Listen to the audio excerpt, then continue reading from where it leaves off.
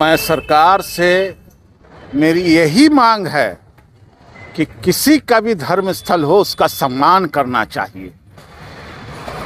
किस तरह से एक मस्जिद जो वक्फ स्टेट में दर्ज है, वक्फ नंबर 27, उसको तोड़कर उस पर मस्जिद बना दी गई और सरकार गूंगी बहरी बनी हुई है और मस्जिद बनाने वाले को ही शिया वक्फ बोर्ड का चेयरमैन बना दिया गया। इसलिए मेरी मांग है कि इस चेयरमैन को हटाइए, इसके ऊपर केस दर्ज है, उसको जेल में भेजिए और मस्जिद पर बनाई गई इमारत को ढाकर मस्जिद को फिर से बनाकर उसको मुसलमानों के हवाले किया जाए। मेरी सरकार से विनती है, गुजारिश है कि ऐसा न करें।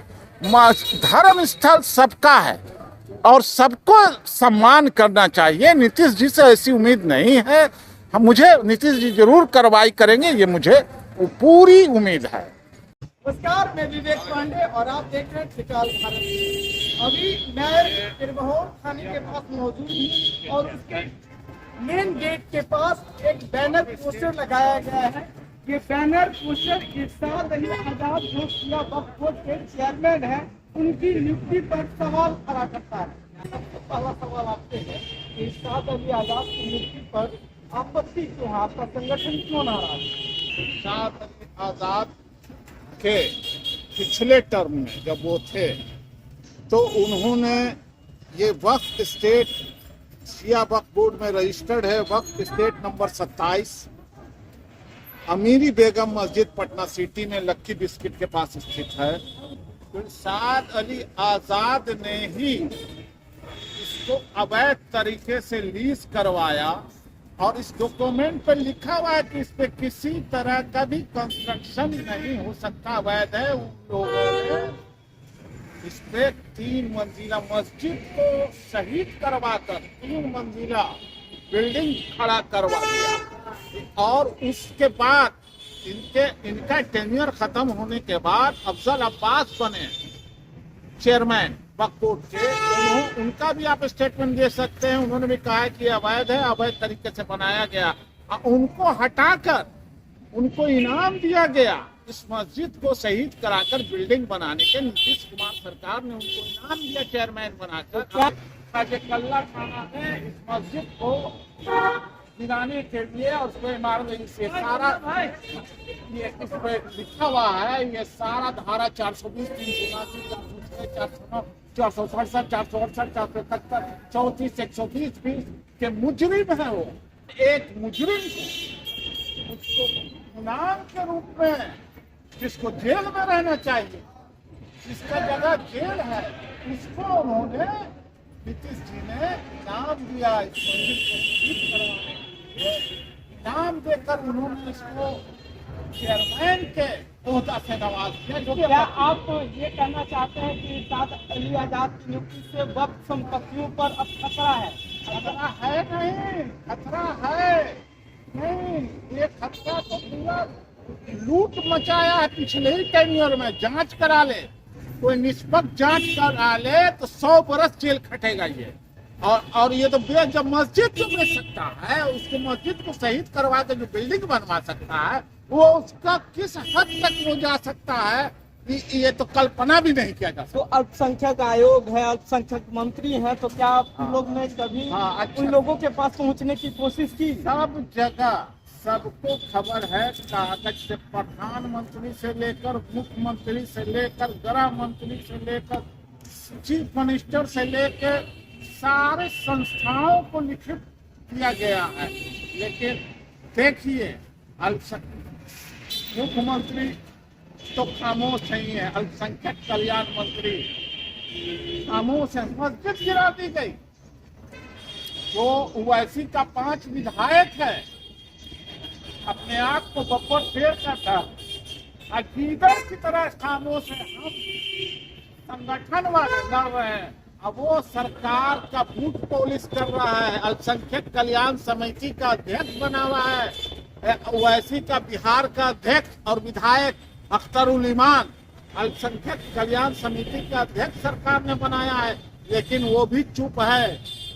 सब मिला हुआ है। मस्जिद और कब्रिस्तान बेचने ही वाले को पद दिया जा रहा है। अल्पसंख्यक आयोग का अध्यक्ष बना मौलाना गुलाम नबी बगदादी। ऐसे में आपको आंदोलन चलाना और टफ होगा, तो आप कोई टफ नहीं होगा, कोई टफ नहीं होगा। पूरा पटना सहित पूरे बिहार के चप्पे चप्पे, मस्जिदे, मदरसे, मोहल्ले, हर जगह अभियान शुरू हो चुका है।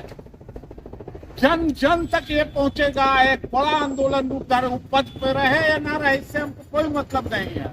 वो उसको जिंदगी भर नीतीश जी पद पर रखे, लेकिन हमको मस्जिद चाहिए, मस्जिद की जमीन वापस चाहिए। मेरी लड़ाई वहाँ है। और इसको अंजाम पहुंचाने के जब हम लोग किसी काम में हाथ डालते हैं तो उसको अंजाम तक पहुंचा ही देते हैं। हम जान दे देंगे, लेकिन मस्जिद बताइए, आप मुख्यमंत्री से क्या मांगना चाहते हैं? एक लाइन में। मुख्यमंत्री माननीय मुख्यमंत्री नीतीश कुमार जी से मैं मांग करना चाहता हूँ कि शिया वक्फ बोर्ड के अध्यक्ष इरशाद अली आजाद को अविलंब बर्खास्त किया जाए और उसको खाजे कल्ला थाने में जो केस दर्ज है उस पर कार्रवाई करते हुए जेल में बंद किया जाए और उसके सारी जायदाद का उसका जांच कराया जाए।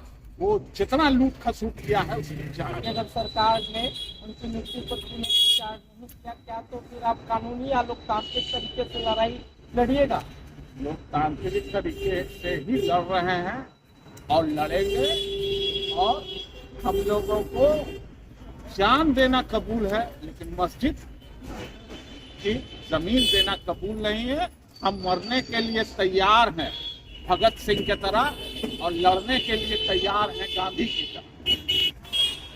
कहा तो जाता है कि धर्मों को लेकर तो क्या इरशाद अली आजाद पर नियुक्ति का जो फैसला है दोबारा उन्हें नियुक्त किया गया है, तो ये क्या मुसलमानों की भावना को आहत पहुंचाता है?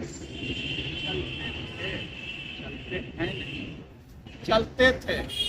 हम भी उनका समर्थन करते थे, लेकिन वो अब चलते नहीं। वो अपनी ही पद देते हैं। जो मस्जिद बेचे, जो कब्रिस्तान बेचे, जो इमारत सरिया का ईंट से ईंट बजा देने की बात करे, इन्हीं लोगों को पद देते हैं। जो मुसलमानों को डिवाइड करो और हिंदुओं को पोलराइज करो की बात करते हैं, उन्हीं को पद देते हैं। अब वो पूरी तरह से आरएसएस और बीजेपी की गोद में खेल रहे हैं। अब वो पहले वाले नीतीश कुमार नहीं रहे, जिसका हम लोगों को बहुत दुख है।